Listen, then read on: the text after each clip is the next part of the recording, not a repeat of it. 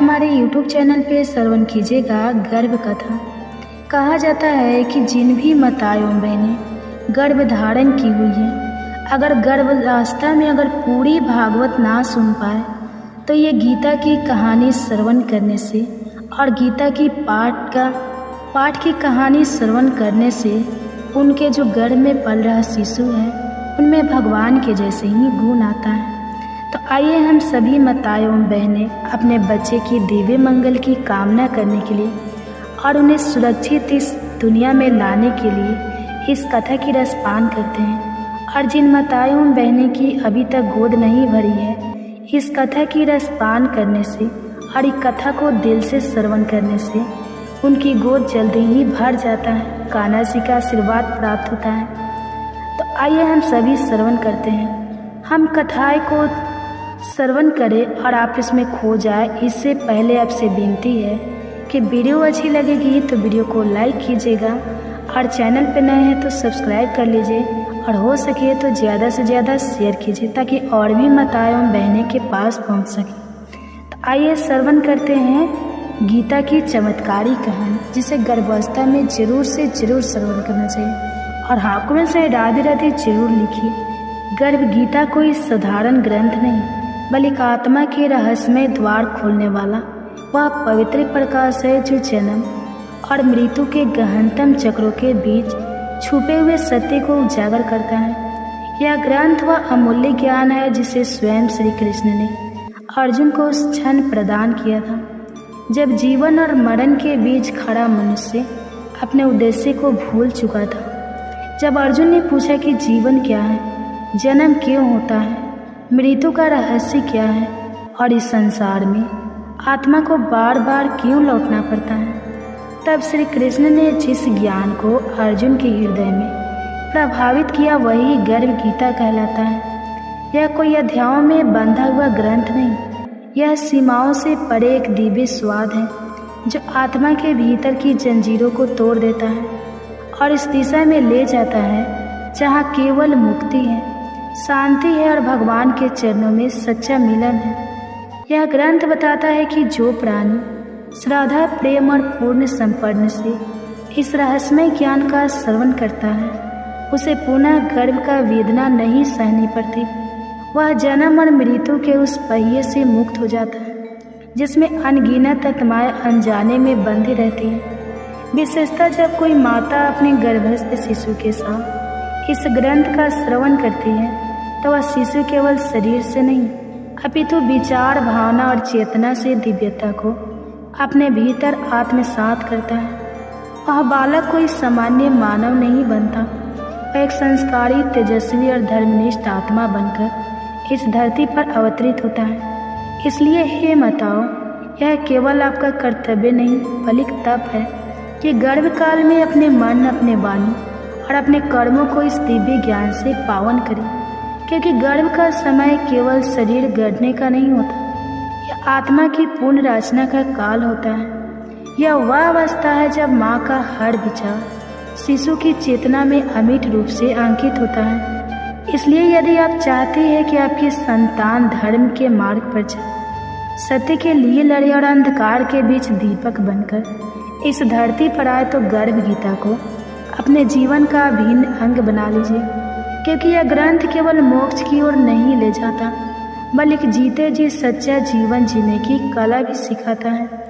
यह स्पष्ट करता है कि मनुष्य को कौन से कर्म करना चाहिए, कौन से वासनाओं से बचना चाहिए, किन भावों से अपने हृदय को पवित्र करना चाहिए और किन पापों से अपने पथ को अपवित्र नहीं होने देना चाहिए। यह आत्मा को उसकी प्रकृति याद दिलाता है और मोह माया के उस पर्दे को हटाता है जो उसे अपने ही स्वरूप से दूर ले गया था।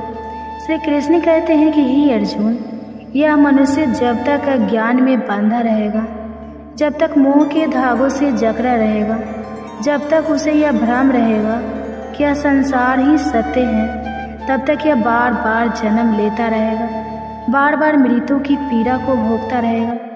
जब तक उसे यह ज्ञान नहीं होगा कि वह नाशवान शरीर नहीं बल्कि सनातन आत्मा है, तब तक यह दुख, रोग, जरा और मृत्यु से मुक्त नहीं हो सकता। और जब अर्जुन ने यह पूछा कि प्रभु ऐसा कौन सा पवित्र कर्म है जिसे करने पर यह आत्मा पुनः गर्भ में नहीं आती। तब श्री कृष्ण ने उत्तर दिया कि जो मनुष्य अपने कर्म को भगवान को समर्पित करता है, जो मोह से रहित होकर भक्ति, विवेक और वैराग्य के साथ जीवन जीता है, जो सत्य के मार्ग पर डगमगाए बिना चलता है, वह मृत्यु के उपरांत दोबारा जन्म नहीं लेता, बल्कि मेरी दिव्य सत्ता में लीन हो जाता है, जहाँ ना जन्म है, ना मृत्यु, ना शोक, ना पीड़ा, केवल अनंत शांति है। गर्भ गीता इसी स्वार्थ शांति की कुंजी है। यह ना केवल एक ग्रंथ है, बल्कि एक आत्मिक उद्देश्य है जो यह कहता है कि जीवन केवल सांसों का चलना नहीं, यह उस क्षण की प्रतीक्षा है जब आत्मा अपने मूल में लौटे, और यह लौटना केवल तभी संभव है जब मनुष्य इस ज्ञान को अपने भीतर उतार ले। हे माताओं, यदि आप चाहते हैं कि आपकी कोख से ऐसा पुत्र जन्मे जो धर्म का रक्षक बने, ऐसा भाव जागृत हो, जो राम, कृष्ण, बुद्ध, महावीर, नचिकेता या ध्रुव की तरह संसार को सत्य का मार्ग दिखाए, तो आज से ही गर्भ गीता को जीवन में उतारिए। अपने विचारों को पवित्र कीजिए, अपनी वाणी को मंत्रमय बनाइए और अपने शिशु को वह दिव्यता दीजिए जो उसे संसार में विशेष बनाए। और यदि आप ऐसे ही दिव्य विषय पर आधारित और आत्मा को छू लेने वाली शिक्षाओं को निरंतर प्राप्त करना चाहते हैं, तो हमारे कर्म योग पर चले और हमारे वंदना कवि चैनल को अवश्य सब्सक्राइब करें। इस वीडियो को प्रेम पूर्वक लाइक करें, अपने विचार नीचे कमेंट्स में लिखें और इस अमृत समान ज्ञान को हर उस माता तक पहुँचाएं जो अपने गर्भ में देवतत्व को पालना चाहते हैं। और अंत में याद रखिए, श्रीमद् भागवत गीता का हर श्लोक जीवन का दीपक है, लेकिन गर्भ गीता वह अग्नि है जो आत्मा की नींद को भस्म कर जागरण का संकल्प देती है। जब आत्मा आठों पहर संसार की मृग तृष्णा में उलझ जाती है, जब यह मनुष्य दिन रात माया के पीछे भागता है, तब वह यह भूल जाता है कि अब माया उसकी शांति नहीं, उसकी श्रृंखला है, और यही मोह उसे बार बार गर्भ की वेदना में डालता है। यही तृष्णा उसे जन्म और मृत्यु के अनगिनत चक्रों में घसीटती है। अर्जुन का हृदय इस रहस्य को सुनकर और भी विचलित हो उठा। उसने व्याकुल स्वर में कहा, हे प्रभु, यह मन तो उस मतवाले हाथी के समान है जिसे कोई वश में नहीं कर सकता। यह 5 इंद्रियों का दास है, हर क्षण वासना, लोभ और मोह में डूबा रहता है। इसकी भूख कभी समाप्त नहीं होती, और इस पर सबसे प्रचंड प्रभाव उस अहंकार का है जो मनुष्य को अपनी ही दृष्टि में देव और दूसरों की दृष्टि में अंधकार बना देता है। कृपया कर यह बताइए प्रभु कि इस मन रूपी राक्षस को कैसे वश में किया जाए। तब भगवान श्री कृष्ण ने अति धैर्य और गंभीरता से उत्तर दिया, हे पार्थ, तो सत्य कहता है, यह मन वास्तव में उदंग गंज के समान है जो अपनी इच्छाओं की दलदल में ढसता चला जाता है। यह काम, क्रोध, लोभ, मोह और अहंकार के अधीन होकर अपने ही पतन का बीज बोता है। लेकिन जैसे जंगल में रहने वाला महावत हाथी को अंकुश से नियंत्रित करता है, वैसे ही इस मन को ज्ञान के अंकुश के वश में किया जा सकता है। जिस प्रकार अंधेरे में दीपक ही मार्ग दिखाता है, वैसे ही ज्ञान ही वह प्रकाश है जो इस मन के भ्रम को तोड़ता है। जो आत्मा इस प्रकाश को ग्रहण करती है, वह नरक के गर्त में नहीं गिरती, बल्कि मोक्ष की ओर बढ़ती है। जो प्राणी केवल तर्क से नहीं, श्रद्धा और विवेक से अपनी यात्रा करता है, वह स्वयं को बचा लेता है। यह सुनते ही अर्जुन की आत्मा जैसे जाग उठी।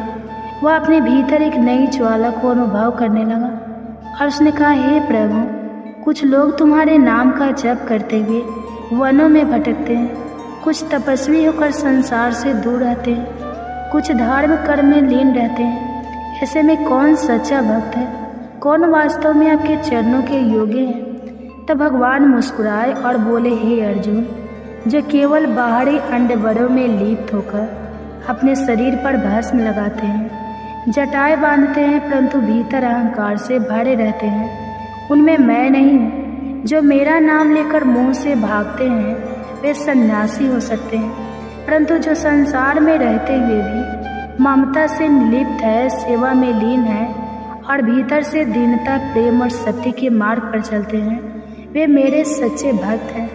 मेरा सच्चा वैष्णव वह है जो स्वयं को कुछ नहीं मानता और सब में मुझे देखता है। अर्जुन की जिज्ञासा बढ़ती गई। उसने गहरी सांस लेते हुए कहा, हे नाथ, कृपया कर यह बताइए वह कौन सा पाप है जिससे किसी की पत्नी या समय मृत्यु को प्राप्त होती है? कौन सा कर्म संतान को छीन लेता है? और वह कौन सा अधर्म है जिससे मनुष्य नपुंसक होकर जन्म लेता है? श्री कृष्ण का स्वर गंभीर हो गया। उन्होंने कहा, हे अर्जुन, जो व्यक्ति किसी से आ लेकर उसे लौटाने का कोई संकल्प नहीं करता, उसका यह पाप उसके गृहस्थ जीवन पर प्रभाव करता है और उसकी पत्नी असमय काल गति को प्राप्त होती है। जो किसी की अमानत में विश्वासघात करता है, उसके घर की संतान उसे छीन ली जाती है। और जो व्यक्ति किसी के वचन करके उस पर खरा नहीं उतरता, वह अगले जन्म में अपनी पुरुष चेतना को खो देता है। यही कारण है कि धर्म का पालन केवल आचरण से नहीं बल्कि एक नियत से होता है।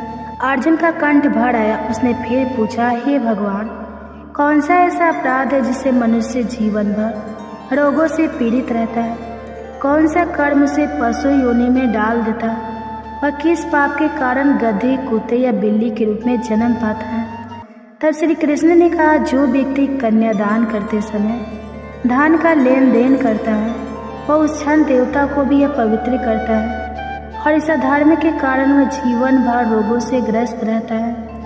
जो व्यक्ति अपनी वासना की पूर्ति हेतु मदिरा में डूब जाता है, वह अगले जन्म में घोड़े या टट्टू के रूप में जन्म लेता है।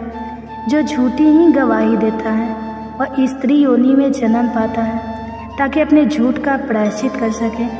जो स्त्रियां पहले स्वयं खा लेती हैं और फिर ईश्वर को भोग अर्पण करती हैं, वे अगले जन्म में बिल्ली के रूप में जन्मती हैं। और जो लोग झूठी या सड़ी गली वस्तुएं दान में देते हैं, वे अगले जन्म में दासी या पराधीन स्त्री बनकर पुनः इस पाप का फल भोगते हैं। हे अर्जुन, पाप केवल उस समय का नहीं होता जब वह किया जाता है। पाप का प्रभाव पीढ़ियों तक चलता है और धर्म केवल मंदिर जाकर दीप जलाने से नहीं होता। धर्म हर क्षण की सच्चाई से बसता है। अर्जुन की आंखें नम हो गई। वह झुक गया और बोला, हे नाथ, अब मैं समझ गया कि मोक्ष का मार्ग कोई रहस्यमय द्वार नहीं बल्कि सत्य, अहिंसा, वचन की पवित्रता और कर्म की नियत से बनता है। अब मैं यह जानता हूँ कि यह संसार केवल परीक्षा है और परीक्षा में उत्तीर्ण वही होता है जो अपने मन को भगवान के श्री चरणों में समर्पित कर देता है। जब अर्जुन ने संसार की विविधताओं को देखा, जब उसने अनुभव किया कि कोई जन्म लेते ही वैभव और समृद्धि में डूबा होता है और कोई जन्म भर दरिद्रता में जीता है, तब उसका चित्त व्याकुल हो उठा। वह कांपते स्वर में बोला, हे प्रभु, यह कैसे संभव है कि कुछ को स्वर्ण संपदा, महल, रथ और हाथियों जैसे राजसी सुख सहज ही प्राप्त हो? क्या ईश्वर की कृपा है या किसी पूर्व जन्म के पुण्य का प्रतिफल? तब श्री कृष्ण ने मंद मुस्कान के साथ उत्तर दिया, हे पार्थ, यह संसार कोई संयोग नहीं, यह केवल और केवल कर्म का रंगमंच है।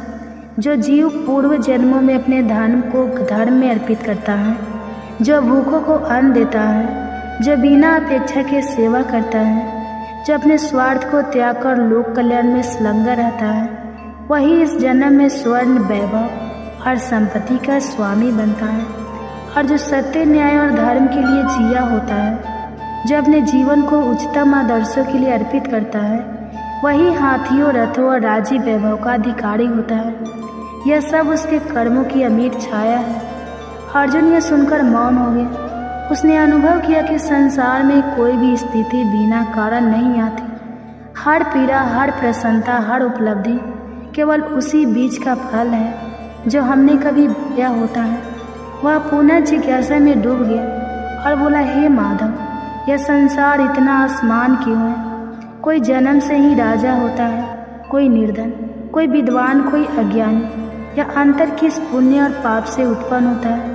श्री कृष्ण ने करुणा से उसे देखा और बोले, हे अर्जुन, जो मनुष्य पूर्व जन्मों में स्वर्ण का दान करते हैं, वे घोड़ों और रथों के स्वामी बनते हैं। जो कन्यादान को निष्काम भाव से करते हैं, वे पुनः श्रेष्ठ पुरुष रूप में जन्म लेते हैं। जो अन्न का दान करते हैं उनके शरीर सुंदर होते हैं और स्वरूप आकर्षण होता है। जिन्होंने विद्या का दान किया होता है वे अगली बार भी विद्वान जन्मते हैं, और जो संतों की सेवा करते हैं उन्हें पुत्र रत्न प्राप्त होते हैं। हे पार्थ, यह संसार उस दर्पण की भांति है जिसमें केवल अपने ही कर्मों की छवि दिखाई देती है। अर्जुन की आंखों में नए प्रश्न भरे। उसने कांपते हुए पूछा, हे प्रभु, कोई स्त्री के मुंह में बंधा होता है, कोई धन का दीवाना बन जाता है, यह आकर्षण क्यों जन्म लेता है? तब श्री कृष्ण का स्वर गंभीर हो गया। उन्होंने कहा, हे अर्जुन, धन और स्त्री दोनों ही क्षण भंगुर है। यह माया का जाल है जो जीव को सत्य से दूर करता है। लेकिन जो मेरी भक्ति में लीन होता है, जो केवल मुझे ही सर्वस्व मानता है, वही उस मोह से परे जाकर शांति प्राप्त करता है। अर्जुन का हृदय अब और गहराइयों में उतरने लगा। उसने पुनः पूछा, हे प्रभु, कौन से पुण्य से किसी को राज्य का अधिकारी बना दिया जाता है, और किस धर्म के पालन से विद्या का वरदान प्राप्त होता है? तब श्री कृष्ण बोले, हे पार्थ, जो प्राणी काशी में तप करते हुए निष्काम भाव से शरीर का त्याग करता है, वह अगले जन्म में राजा बनता है।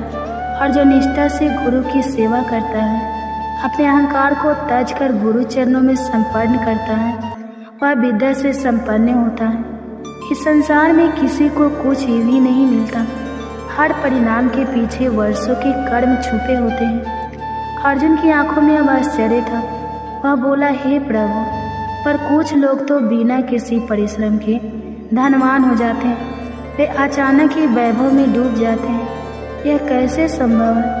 तब श्री कृष्ण मुस्कुराए और बोले, हे अर्जुन, जो व्यक्ति अपने दान को छुपा कर देते हैं, जो बगैर किसी दिखावे के किसी की सहायता करते हैं, जो परमार्थ में अपना जीवन अर्पित करते हैं, वे ही उन दुर्लभ पुण्यों के भागी बनते हैं जिनका फल एक दिन अचानक प्राप्त होता है।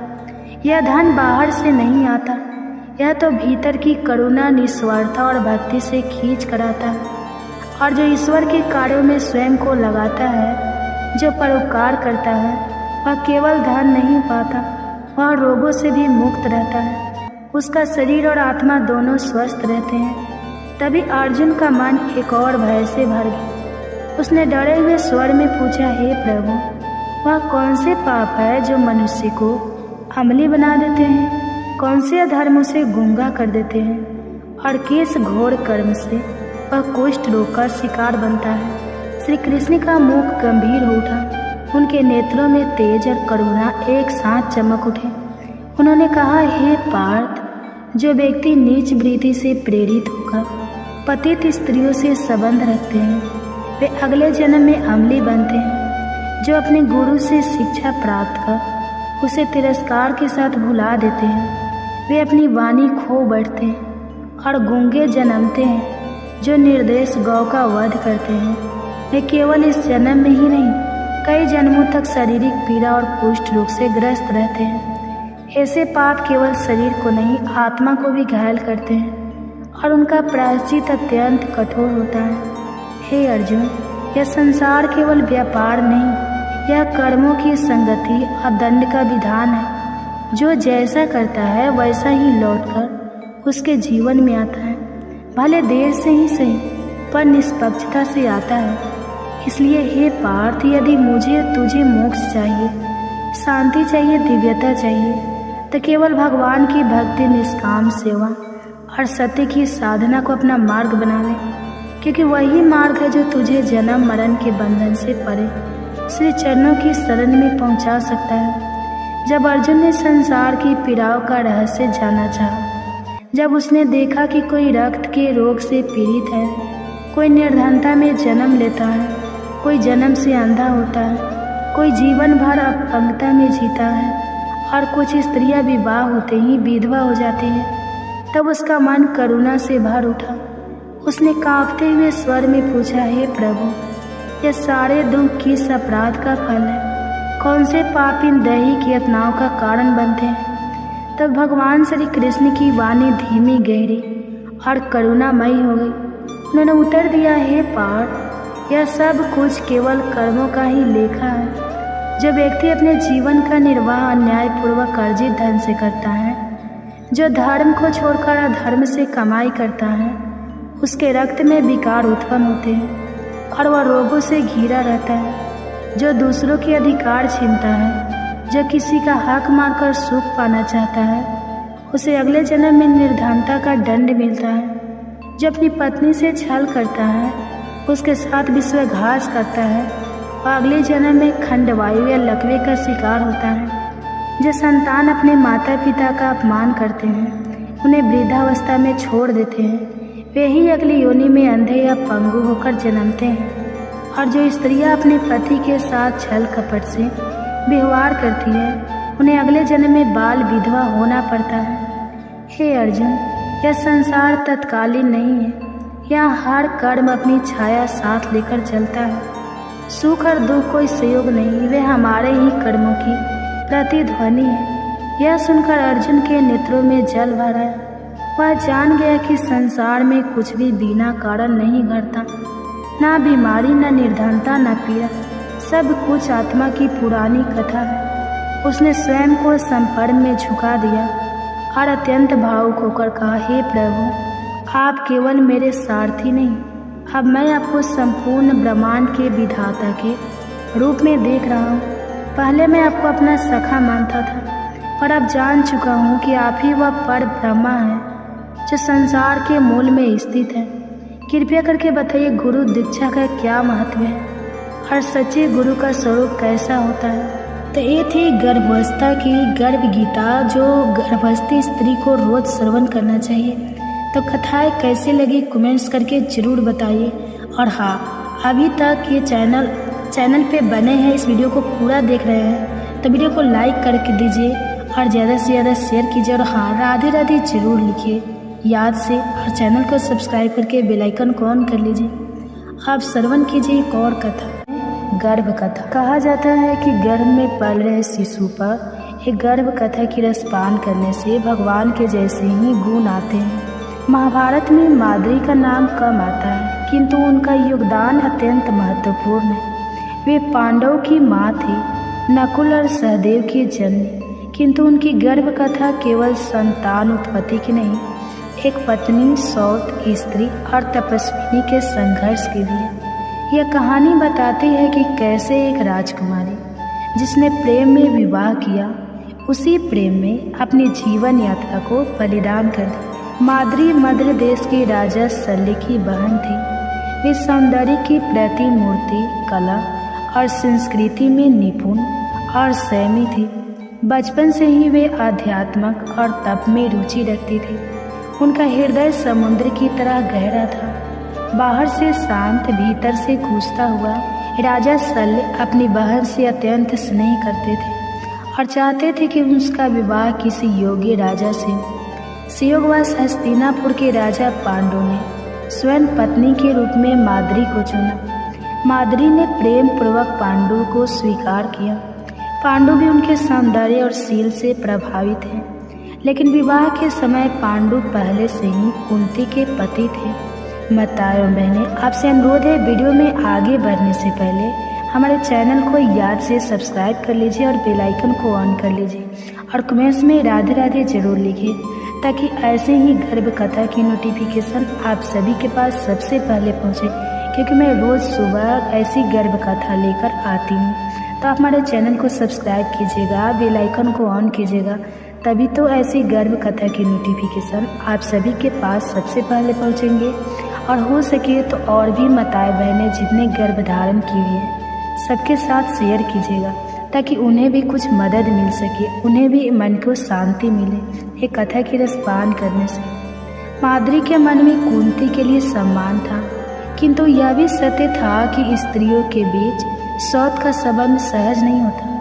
माद्री ने इस संबंध को सौम्यता और धैर्य से निभाया, लेकिन कुंती के प्रभाव के आगे उनका स्थान गौण होता चला गया। राजा पांडु ने वन में तप करने का निर्णय लिया और दोनों पत्नियां कुंती और माद्री उनके साथ गई। यह समय माद्री के लिए तपस्विनी बनने का था।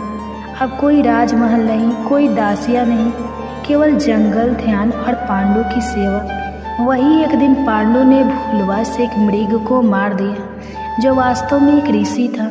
उसने श्राप दिया कि यदि पांडु अपनी पत्नी से संभोग करेंगे तो उनकी मृत्यु निश्चित होगी। पांडु इस श्राप से अत्यंत दुखी हुए। वह संतान के बिना वंश समाप्त होते देख रहे थे। तब कुंती ने अपना रहस्य खोला। ऋषि दुर्वासा द्वारा दिया गया वह मंत्र जिससे वह देवताओं से संतान पा सकती थी। पांडु प्रसन्न हुए और कुंती ने मंत्र का उपयोग कर धर्मराज, यम, वायु और इंद्र से तीन पुत्रों युधिष्ठिर, भीम और अर्जुन को जन्म दिया। माद्री यह सब देखती रही। उनके मन में संतुलन बना रहा। कुंती के लिए ईर्ष्या नहीं परंतु स्वयं माँ बनने की तीव्र आकांक्षा थी। उन्होंने विनम्रता से कुंती से आग्रह किया कि वह भी यह मंत्र उपयोग कर सके। कुंती ने अपनी उदारता दिखाई और मंत्र माद्री को सौंपा, यह वचन लेकर कि वह केवल एक बार प्रयोग करेगी। माद्री ने मंत्र का जाप करते हुए अश्विनी कुमारों नसत्य और दर्शन को सम्मन किया। देवताओं ने प्रकट होकर उन्हें वरदान दिया कि उनके गर्भ से 2 दिव्य पुत्र उत्पन्न होंगे। कुछ समय पश्चात माद्री के गर्भ से नकुल और सहदेव का जन्म हुआ। एक सुंदर, निपुण, तेजस्वी और बुद्धिमान पुत्रों की जोड़ी। माद्री का मातृत्व पूर्ण हुआ लेकिन उनके मन में संतान की संख्या को लेकर एक उपराधोबोध उत्पन्न हुआ, क्योंकि उन्हें लगा उन्होंने कुंती के वचन का अतिक्रमण किया। अब 5 पांडव की माँ कुंती और माद्री थी, लेकिन समाज में मातृत्व का श्रेय प्रायः पहली पत्नी को मिलता है। माद्री के लिए यह दुविधा थी। वे माँ थी, फिर भी दूसरी माद्री ने अपने पुत्रों के प्रति ममता को कभी कुंती से नहीं छिपाया, लेकिन कभी किसी प्रकार का विरोध नहीं किया। वे जानती थी कि मातृत्व केवल जन्म से नहीं, पालन से भी पूर्ण होता है। वर्षों बीते, पांडु की वासना पर नियंत्रण ढीला पड़ा। एक वसंत ऋतु की मधुर बेला में माद्री के सौंदर्य से अभिभूत हो गए। पांडु ने उन्हें आलिंगन किया। श्राप सत्य हुआ, पांडु की वही मृत्यु हो गई। माद्री सत्यबद्ध रह गई। वे जानती थी कि उनका सौंदर्य पांडु के अंत का कारण बना। कुंती अब 5 बच्चों के साथ अकेली थी। माद्री ने निर्णय लिया कि वह सती होकर अपने पति का साथ निभाएगी। उन्होंने कुंती से प्रार्थना की कि वह 5 पुत्रों की परवरिश करे, क्योंकि कुंती अधिक सक्षम थी। माद्री अग्नि में प्रवेश कर गई, न केवल पत्नी के रूप में बल्कि आत्मगालिन से मुक्ति की साधिका बनकर। माद्री की मृत्यु के बाद नकुल और सहदेव ने कभी माँ का चेहरा नहीं देखा। कुंती ने उन्हें भी युधिष्ठिर, भीम और अर्जुन की तरह पाला। माद्री की छवि एक अदृश्य छाया की तरह पुत्रों के जीवन में रही, एक ऐसी माँ जो उनकी स्मृति में कभी पूरी तरह उभर नहीं पाई। महाभारत युद्ध में नकुल और सहदेव ने भी वीरता दिखाई। वे धर्म के पक्ष में खड़े रहे, लेकिन उनके मन में माद्री की छवि सदैव रही।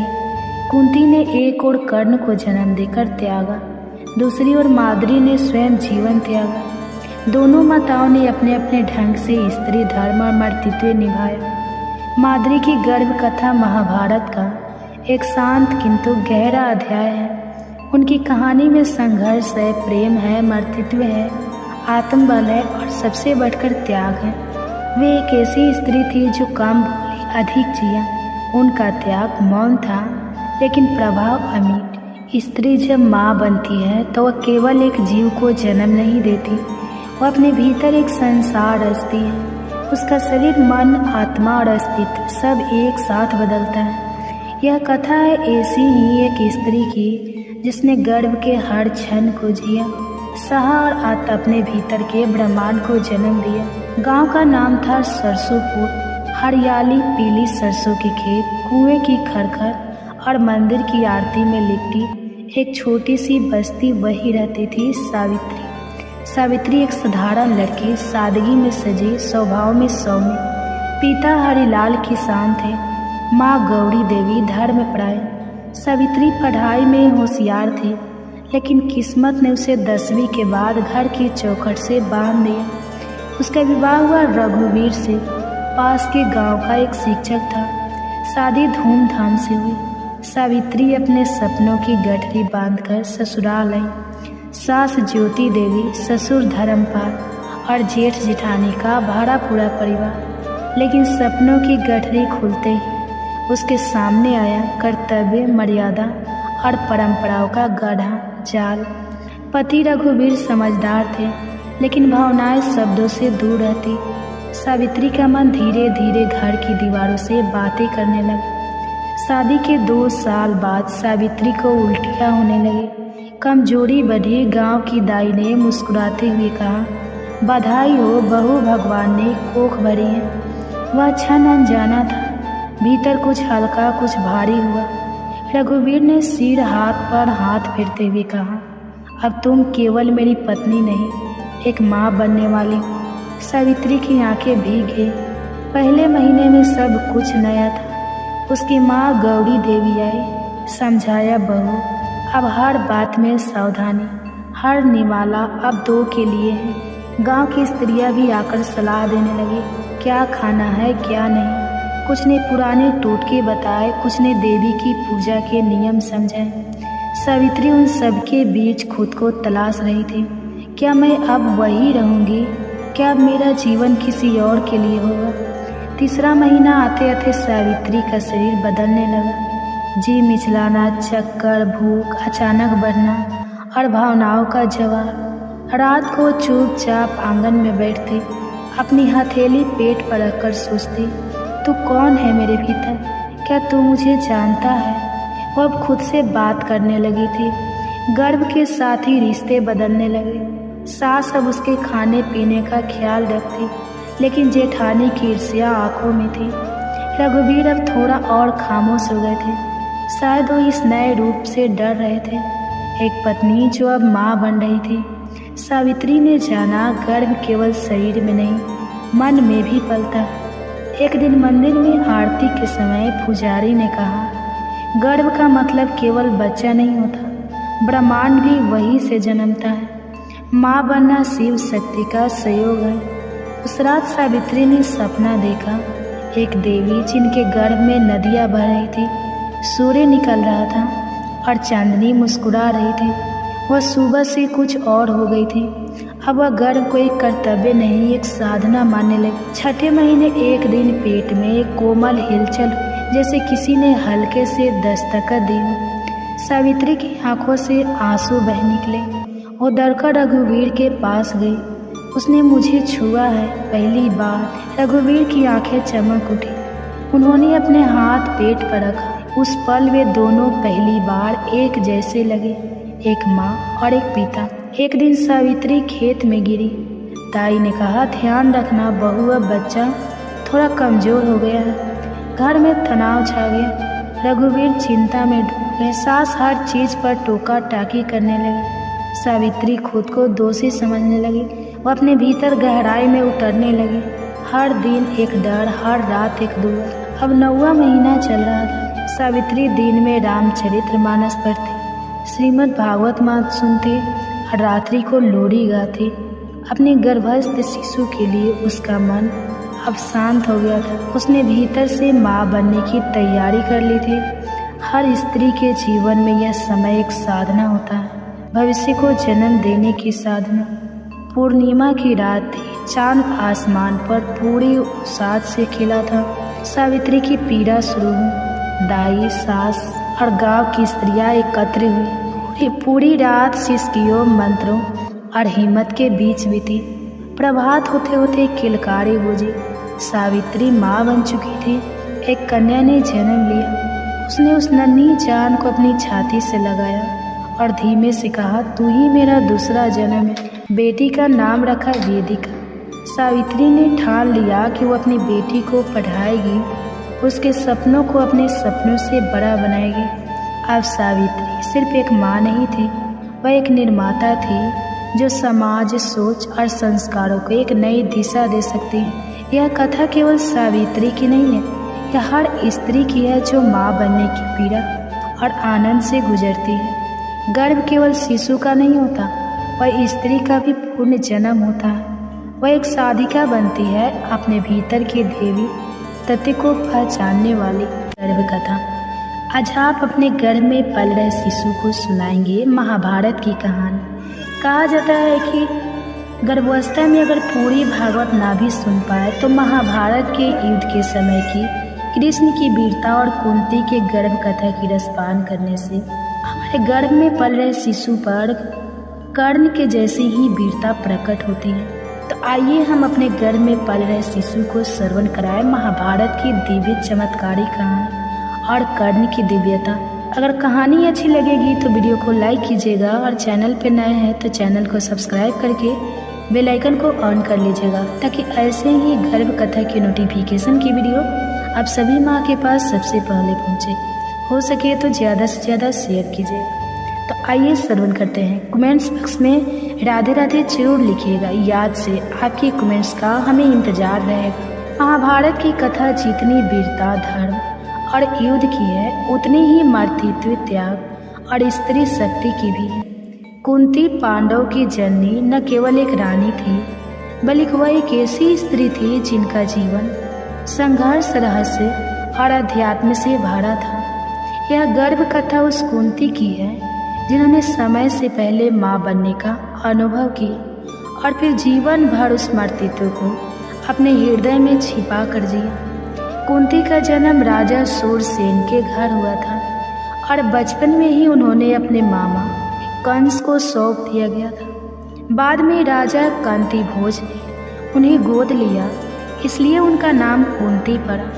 कुंती का बचपन राजसी ऐश्वर्य में बीता, लेकिन वे बचपन से ही गंभीर, विदुषी और जिज्ञासु स्वभाव की थी। वे वैदिक शास्त्रों, तप और ब्रह्मचर्य के महत्व को समझती थी।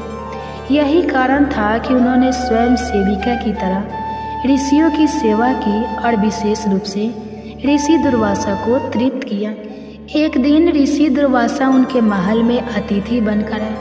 क्रोधी स्वभाव के लिए प्रसिद्ध दुर्वासा को कुंती ने अत्यंत श्रद्धा से सेवा देकर प्रसन्न किया। इससे प्रसन्न होकर ऋषि ने उन्हें एक दिव्य मंत्र दिया। इस मंत्र को यदि तुम किसी भी देवता का स्मरण कर उच्चारण करोगी तो वह देवता प्रकट होकर तुम्हें संतान की प्राप्ति कराएगा। कुंती मंत्र के प्रभाव को लेकर अत्यंत जिज्ञासु, परंतु बाल्य अवस्था और अनुभवहीनता के कारण उन्होंने एक दिन प्रातः काल सूर्यदेव का स्मरण करते हुए मंत्र का प्रयोग कर डाला। मंत्र के प्रभाव से स्वयं सूर्यदेव प्रकट हुए। कुंती भयभीत हो गई। उन्होंने सूर्यदेव से प्रार्थना की कि वह लौट जाए, परंतु देवता बोले, मंत्र की शक्ति से मैं उपस्थित हुआ हूँ, अब लौटना संभव नहीं। तुम्हारे गर्भ में मेरा तेजस्वी पुत्र होगा। कुंती के गर्भ में एक तेजस्वी बालक का बीज पड़ा। यह उनके लिए एक अद्वितीय अनुभव था। अविवाहित होकर गर्भवती होना उस युग में सामाजिक लांछन का कारण था। कुंती का शरीर दिव्यता से दबकने लगा, परंतु मन में भय, लज्जा और असमंजस ने घर कर लिया। उन्होंने 9 महीनों तक गर्भ को छिपा कर रखा। समय पूरा हुआ और कुंती ने एक दिव्य बालक को जन्म दिया। वह अद्भुत सौंदर्य का स्वर्ण कवच और कुंडलों से युक्त था, साक्षात सूर्य पुत्र कर्ण। परंतु विवाह पूर्व संतान होने के कलंक से बचने के लिए और समाज की आलोचना से बचने हेतु कुंती ने अपने नवजात को एक डिब्बे में रखकर नदी में प्रभावित कर दिया। उस क्षण ने कुंती को एक आजीवन पीड़ा दे दी। माँ होकर अपने शिशु को त्यागना किसी भी स्त्री के लिए एक असहनीय निर्णय होता है। यह मातृत्व का सबसे गहन त्याग था। बाद में कुंती का विवाह हस्तिनापुर के महाराज पांडु से हुआ। पांडु धर्म परायण, वीर और नीतिज्ञ थे। विवाह के उपरांत कुंती ने महाराज पांडु के साथ हिमालय की ओर गमन किया, जहाँ उन्होंने तपस्या और ध्यान में जीवन बिताया। पांडु ने एक बार वन में अनजाने में एक ऋषि को मृग समझकर मार दिया। उस ऋषि ने श्राप दिया कि यदि पांडु स्त्री संग करेगा तो उसकी मृत्यु हो जाएगी। इस श्राप ने पांडु को अत्यंत व्यथित कर दिया। वह संतानहीन रह जाने से दुखी थे। कुंती ने पांडु को अपना वह रहस्य बताया। दुर्वासा द्वारा प्रदत्त मंत्र देवताओं से संतान की प्राप्ति की शक्ति। पांडु के आग्रह पर कुंती ने धर्मराज यम को आगान किया, जिसे युधिष्ठिर का जन्म हुआ। धर्म, संयम और विवेक का प्रतीक फिर वायुदेव को स्मरण कर भीम का जन्म हुआ, बल साहस और क्रोध का स्वरूप। फिर इंद्र का आवाहन कर अर्जुन का जन्म हुआ, दिव्य शौर्य, निपुणता और धर्म के रक्षक। पांडु की दूसरी पत्नी माद्री भी संतान चाहती थी। कुंती ने उदारता से उन्हें मंत्र का उपयोग करने की अनुमति दी। माद्री ने अश्विनी कुमारों का आवाहन किया, जिनसे नकुल और सहदेव का जन्म हुआ। इस प्रकार कुंती 5 पांडव की माँ बनी, 3 अपने गर्भ से और 2 सामर्थ्यत्व से। एक दिन पांडु अपनी कामना पर नियंत्रण ना रख सके और माद्री से संग कर बैठे। उसी क्षण श्राप के अनुसार उनकी मृत्यु हो गई। माद्री ने अपने प्रायश्चित स्वरूप सती हो जाना उचित समझा और 5 बालक कुंती के सानिध्य में रह गए। कुंती एक विधवा माँ बनकर 5 पुत्रों को लेकर हस्तिनापुर लौटी। वहाँ उनके लिए नए संघर्षों का दौर आरंभ हुआ। जब कर्ण ने द्रौपदी स्वयंवर में भाग लिया और अर्जुन ने स्पर्धा की, तब कुंती ने उसे देखा। उनका हृदय विदीर्ण हो उठा। यह वही पुत्र था जिसे उन्होंने जन्म के बाद त्यागा था। कुंती ने बाद में एकांत में कर्ण से भेंट की, उसे सत्य बताया, लेकिन कर्ण ने अपने दैत्य और पालनकर्ता अधिरथ से मिले प्रेम के कारण पांडव का साथ नहीं दिया। यह एक माँ के लिए हृदय विदारक अनुभव था, एक पुत्र से मिलने पर भी उसे खो देने का। महाभारत युद्ध की पूर्व संध्या पर कुंती ने कर्ण से प्रार्थना की कि वह 5 पांडव को न मारे। कर्ण ने वचन दिया कि वह अर्जुन को छोड़ किसी पांडव को नहीं मारेगा।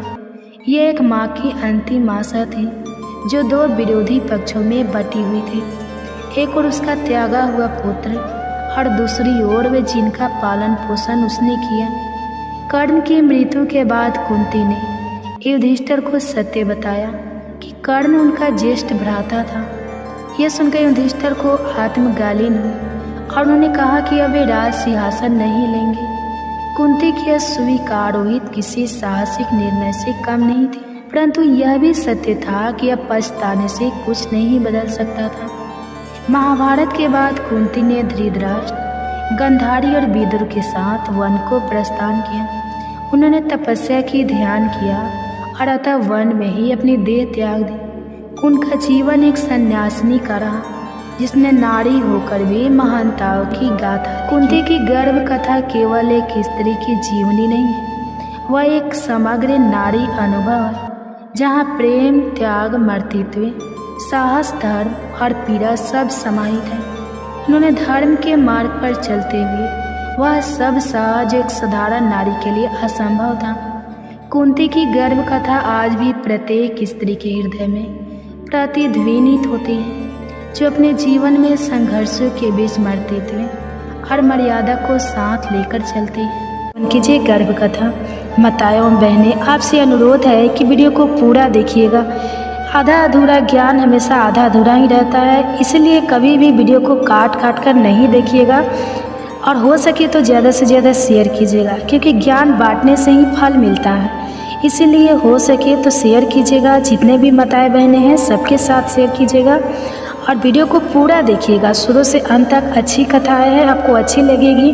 कथा श्रवण करने के बाद आपको अच्छा फील होगा, इसलिए वीडियो को ज़्यादा देखिएगा और हो सके तो वीडियो को लाइक करके कमेंट्स में हरे कृष्णा राधे राधे जरूर लिखिएगा और अपना आशीर्वाद हमें कमेंट्स के माध्यम से जरूर दीजिएगा।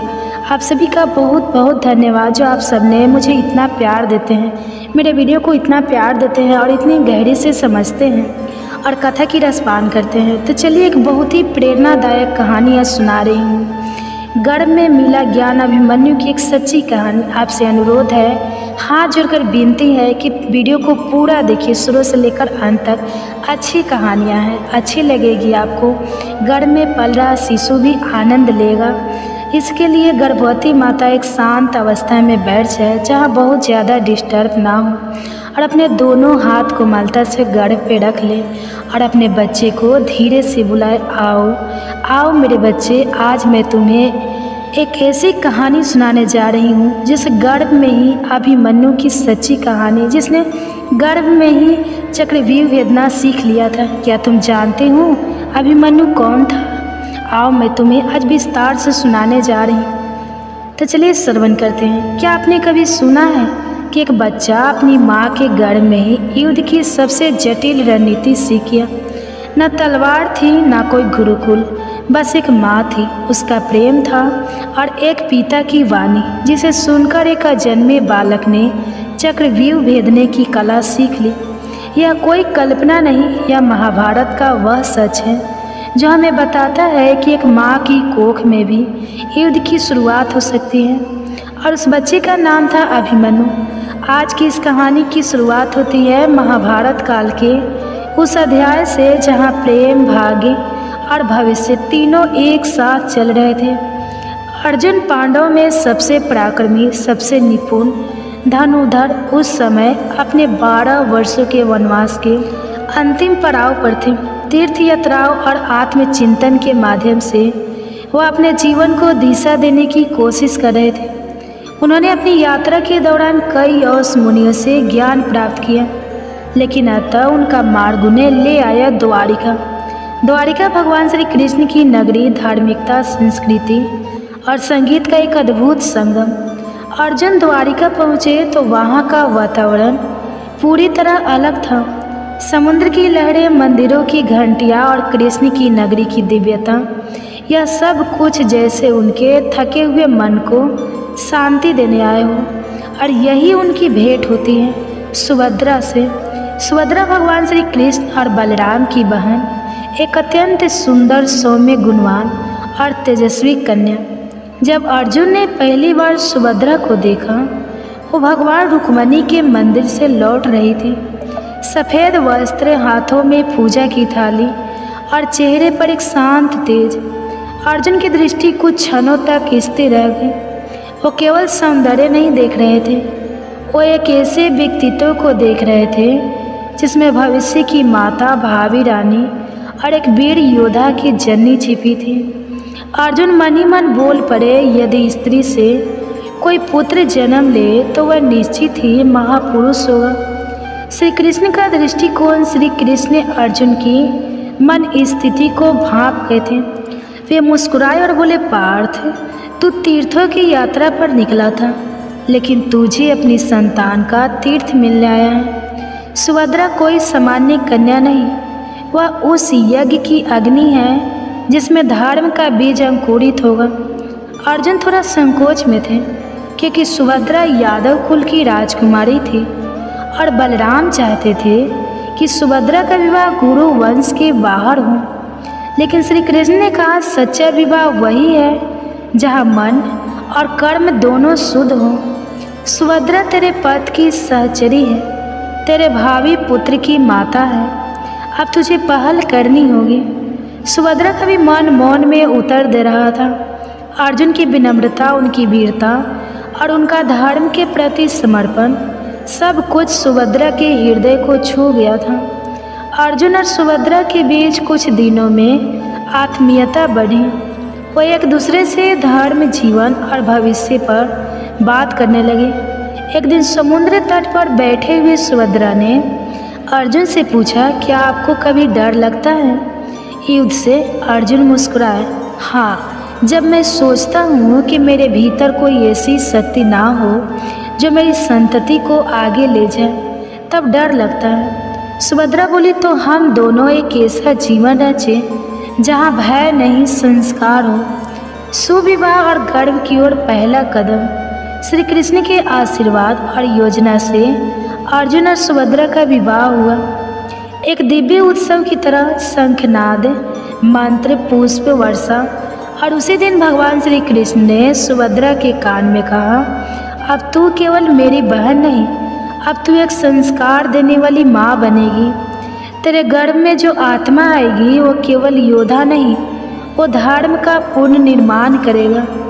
और यही से उस कथा की शुरुआत होती है जो केवल युद्ध के मैदान तक सीमित नहीं है, बल्कि गर्भ में शुरू हुई एक महान गाथा कथा है।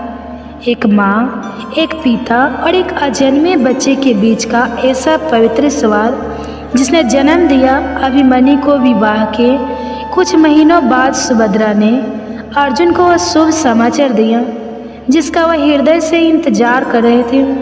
प्रभु, मेरे गर्भ में आपके पुत्र का जीवन अंकुरित हो चुका है। अर्जुन कुछ क्षणों तक मौन रह गए। उनके मन में जैसे कोई अनदेखा दीपक जल उठा।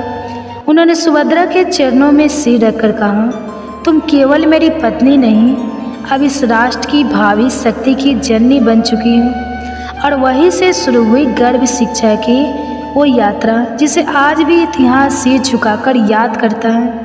गर्भ संस्कार की शुरुआत अर्जुन ने अपने शास्त्रों को शांति से एक ओर रख दिया। अब उनकी तलवार, उनका धनुष, वाणी, विचार और ध्यान बन गए थे। उन्होंने निश्चय किया, मैं अपने पुत्र को गर्भ से ही योद्धा बनाऊंगा, लेकिन केवल बाहुबल से नहीं, बुद्धि, विवेक और धर्म से सुसज्जित योद्धा।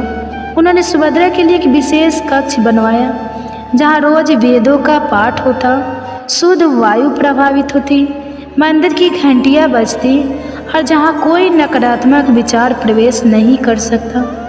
चक्रव्यूह की शिक्षा गर्भ के भीतर की पहली कक्षा। एक दिन जब सुभद्रा 7वें महीने में थी, अर्जुन उन्हें लेकर महल के उद्यान में बैठे।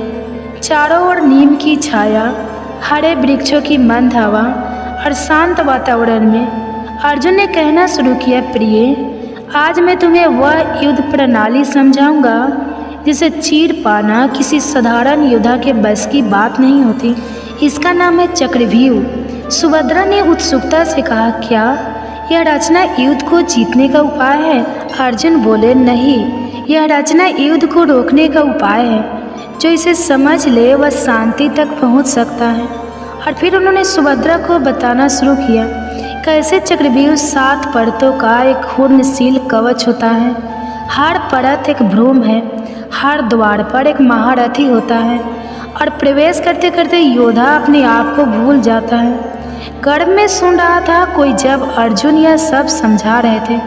सुभद्रा तो केवल श्रोता थी, लेकिन कोई और था जो हर शब्द को आत्मा की गहराई से सुन रहा था।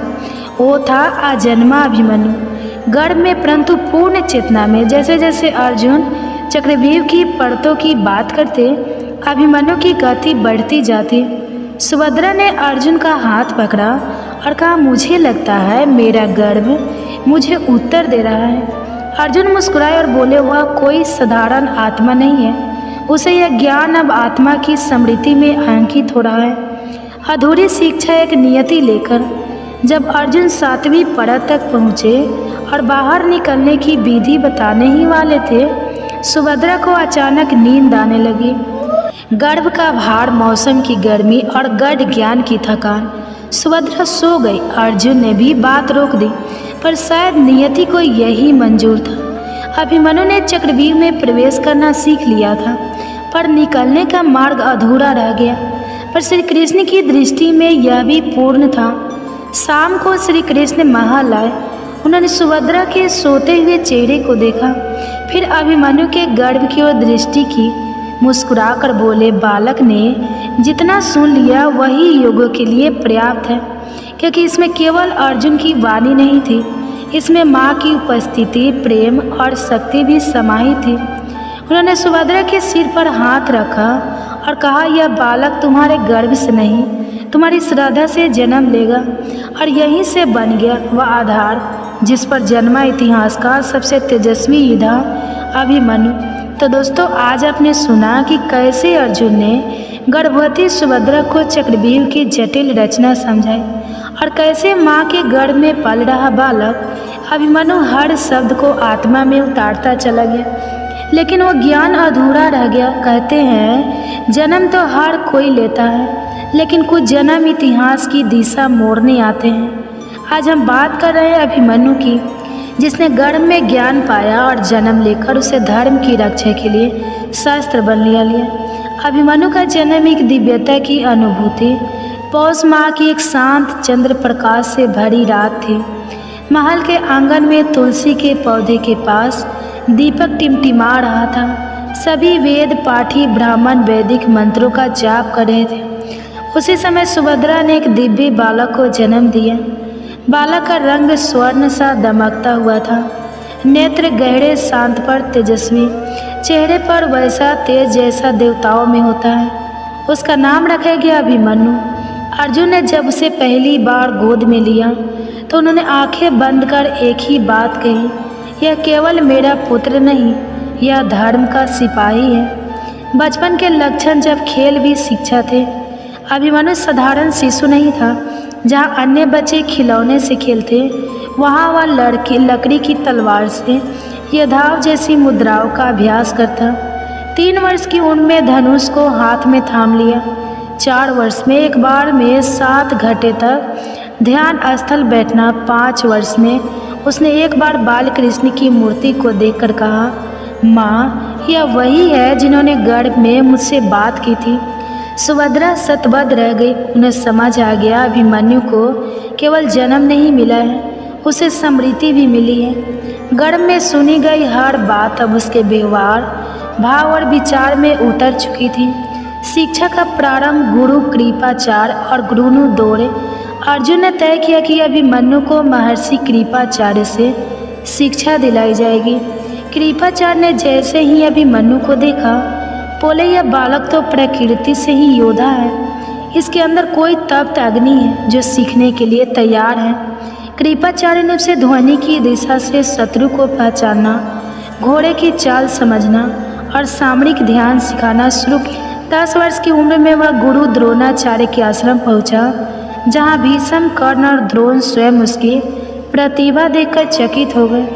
द्रोण ने कहा, यदि अर्जुन की छाया को देखना हो तो अभिमन्यु को देखो, लेकिन ध्यान रहे यह केवल छाया नहीं, यह अपने आप में प्रकाश है।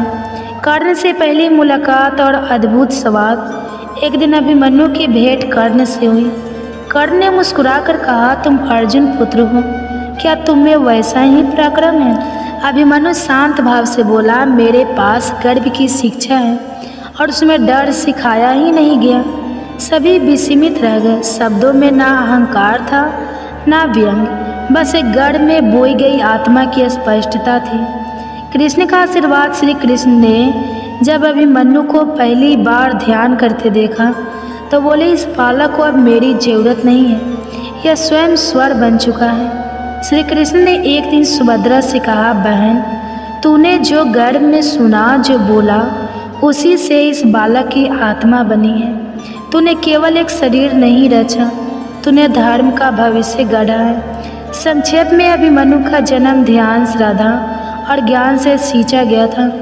उसके खेल अभ्यास थे, उसकी चुप्पी ध्यान था, उसकी मुस्कान आश्वासन थी। अभिमन्यु वो था जो गर्भ की गहराइयों में ज्ञान को पहचान चुका था और अब समय आने पर उसे संसार के सामने दिखाने वाला था। अगले भाग में जानेंगे जब कुरुक्षेत्र का युद्ध आया और कैसे 16 साल का एक बालक एक पूरी सेना के सामने अकेला खड़ा हो गया और इस तरह जन्म हुआ अभिमन्यु का। वो बालक जो गर्भ में ही युद्ध की शिक्षा लेकर आया, एक ऐसा योद्धा जिसकी आभा बचपन से ही सबको चौंका देती थी। पर दोस्तों, यह तो बस शुरुआत है, क्योंकि अब शुरू होगी उसकी असली शिक्षा, वो साधना, वो सीख जो उसे बनाएगी महाभारत के युद्ध का सबसे वीर योद्धा।